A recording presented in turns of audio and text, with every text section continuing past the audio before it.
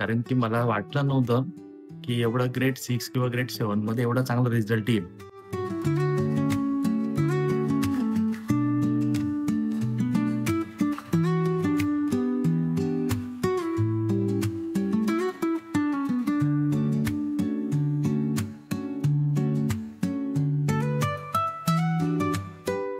आणि तो एवढा चांगला आलाय, की म्हणजे मला अपेक्षा नव्हती त्याही पेक्षा चांगला आलाय.